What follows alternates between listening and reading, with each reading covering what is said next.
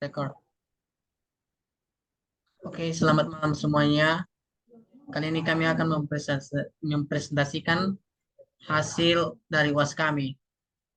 Nah, yang akan kami presentasikan yaitu prediksi penyakit diabetes menggunakan algoritma SPM. Nah, sebelumnya dulu, ini adalah saya akan memperkenalkan tim saya, yaitu saya Julianus Bulele, saya sendiri, dan Fiona Priscilia Purba, Nugro Prasetyo, Wahyu Ramadan, Alvino Gunawan. Tugas setiap anggota yaitu Julianus melaksanakan data pre-processing, Fiona melaksanakan data collection, Nugro melakukan modeling, melaksanakan evaluation, melakukan data EDA. Dan yang kelima, Alvino Gunawan, tugasnya itu merangkum hasil kerja seluruh anggota dan membuat laporannya. Dan Wahyu Ramadan, tugasnya melakukan exploratory data analisis pada dataset teknik-teknik. Oke, latar belakang.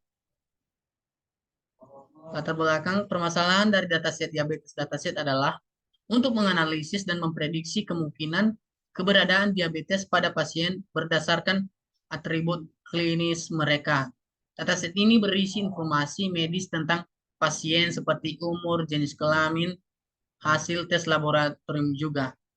Dalam penelitian ini akan digunakan metode stacking menggunakan C45 dan SPM sebagai base model dengan logistic regression sebagai meta model dalam klasifikasi penderita penyakit diabetes. Nah, selanjutnya yaitu ini adalah ketiga jurnal atau referensi kami ambil dengan jurnal yang berbeda, yaitu latar belakangnya berbeda-beda. Dan latar belakang ini dari diabetes dataset ini adalah untuk menganalisis dan memprediksi kemungkinan keberadaan diabetes pada pasien berdasarkan atribut klinis mereka. Hasil dari penelitian ini menunjukkan bahwa algoritma stacking mampu meningkatkan performa base atau single classifier dari sisi akurasi, recall, dan precision. Selanjutnya yaitu terdapat banyak faktor yang menjadi penyebab terjadinya diabetes, yaitu faktor diantaranya faktor keturunan, gula darah yang tinggi, berat badan, usia, dan faktor lainnya. Diabetes disebabkan oleh salah satu dari dua penyebab, yaitu reaksi autoimun atau sistem pertahanan tubuh menyerang sel-sel yang memproduksi insulin atau resistensi insulin. Tubuh tidak sepenuhnya menanggapi insulin. Tujuan dari proyek ini adalah mengembangkan model prediktif yang dapat membantu dalam mendeteksi diabetes pada pasien berdasarkan informasi hubungan antara atribut klinis dengan keberadaan diabetes. Oke, selanjutnya adalah data collection. Selanjutnya data koleksi. Data koleksi ini kami akan membahas adalah sumber dataset ini dibuat oleh Aksai Datari Kare dan diunggah di Kaggle. Namun, informasi lebih lanjut tentang sumber asli dataset ini tidak disediakan. Autor dataset ini dibuat oleh Aksai Datari Kare. Dataset ini berisi informasi medis tentang pasien diabetes. Setiap baris dalam dataset mewakili satu pasien. Beberapa atribut yang termasuk dalam dataset antara lain pregancies, glukose, blood pressure, dan skinness.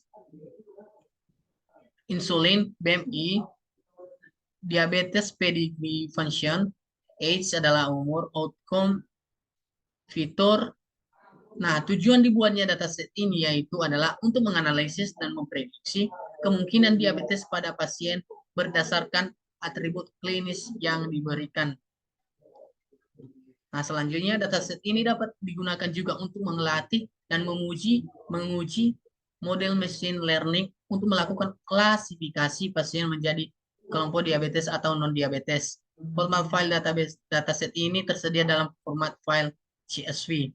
Dan selanjutnya akan diteruskan oleh Fiona Priscilia Purba.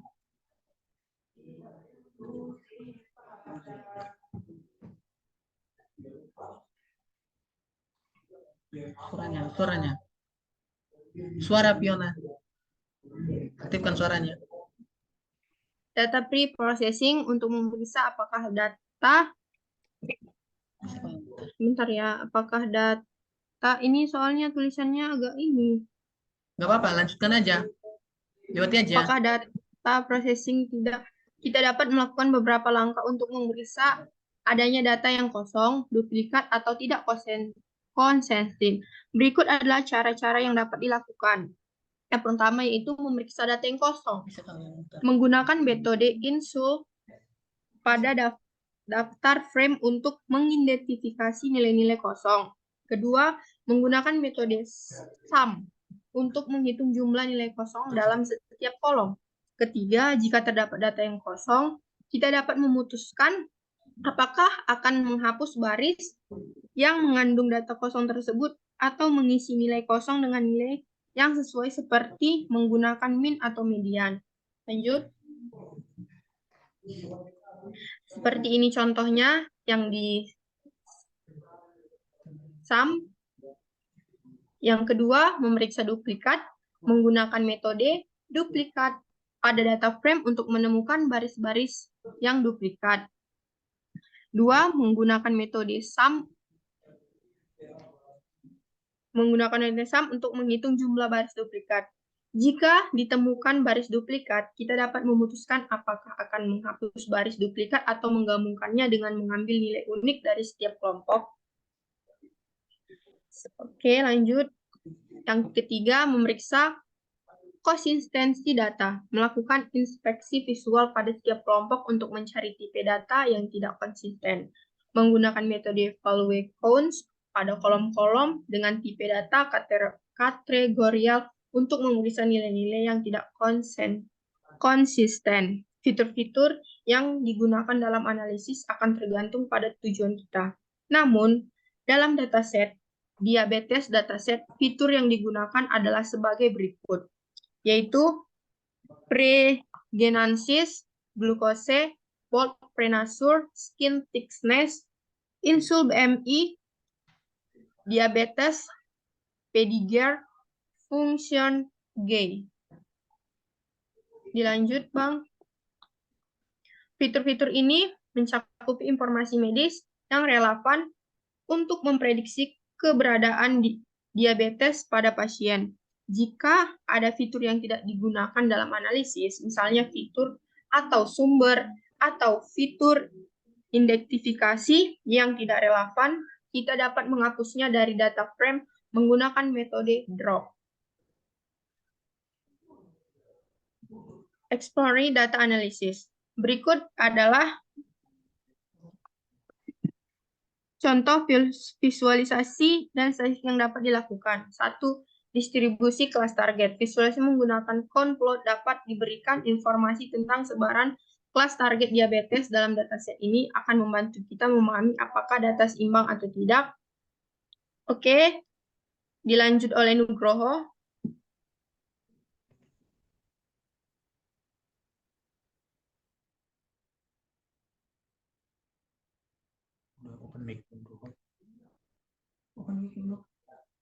Ya, ini adalah codingannya untuk EDA-nya eksplorasi data analisis. Lanjut, Jul.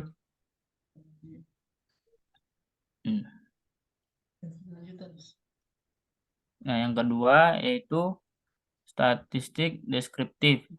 Statistik deskriptif dapat memberikan ringkasan tentang setiap fitur dalam dataset, seperti min, median, nilai minimum, dan nilai maksimum standar. Ini memberikan gambaran tentang sebaran nilai-nilai fitur, memungkinkan kita mengidentifikasi atau nilai ekstrim. Lanjut. Ini dia codingannya. Lanjut lagi. Ya. Yang ketiga, korelasi antar fitur. Menganalisis korelasi antar fitur dapat membantu kita memahami hubungan ketergantungan antara fitur-fitur tersebut. Visualisasi menggunakan heat map, metode korelasi dapat memperlihatkan sejauh mana fitur-fitur berkorelasi satu sama lain. Lanjut. Dan ini adalah codingannya, lihat saya. 4. Distribusi fitur. Melihat distribusi fitur dapat memberikan wawasan tentang sebaran nilai-nilai fitur dalam dataset. Histogram atau grafik sebaran dapat digunakan untuk memvisualisasi fitur secara grafis. Lanjut.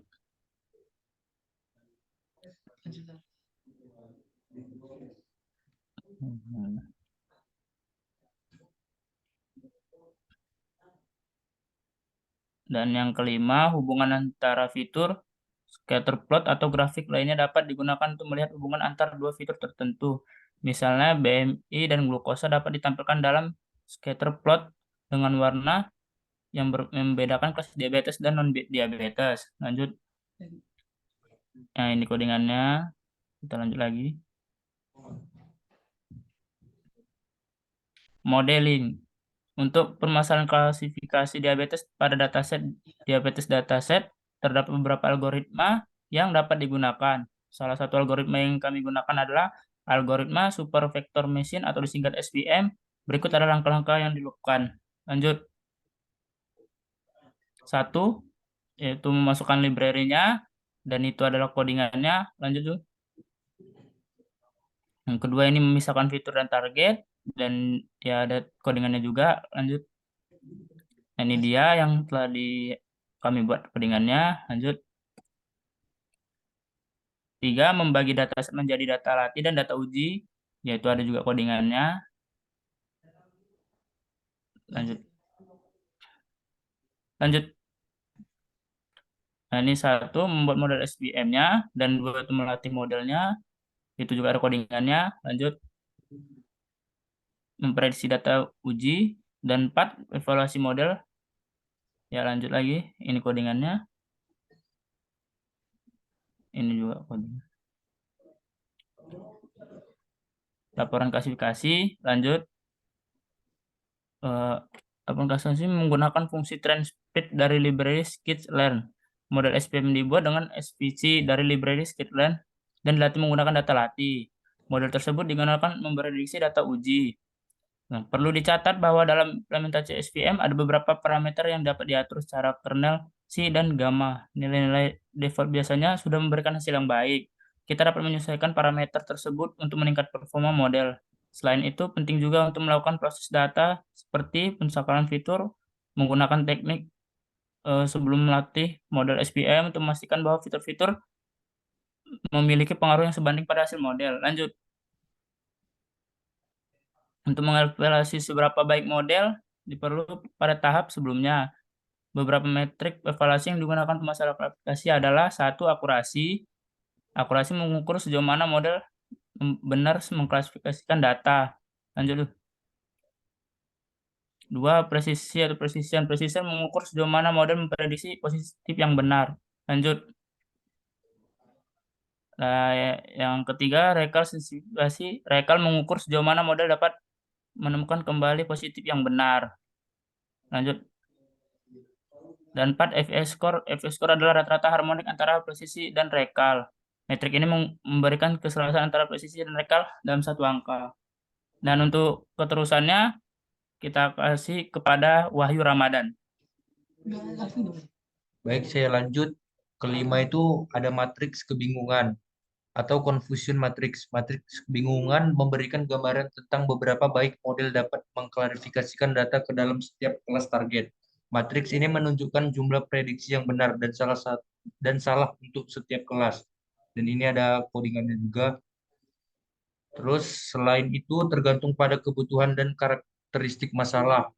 Metrik evaluasi lain seperti IUC ROACH atau area under the receiver operating karakteristik curve, spesifikasi dan lainnya juga dapat digunakan untuk mengevaluasi model. Penting untuk memperhatikan bahwa evaluasi model sebaiknya dilakukan dengan menggunakan data uji yang tidak pernah dilihat oleh model sebelumnya. Result dan diskusi. Hasil yang diperoleh dari setiap tahap dan akan lebih baik jika kalian bisa menjelaskan mengapa hasilnya seperti itu. Tahap-tahap yang telah dilakukan dalam proyek ini termasuk 1, processing data, yaitu terdiri dari dataset awal diperiksa untuk melihat apakah ada data yang kosong, duplikat, atau tidak konsisten.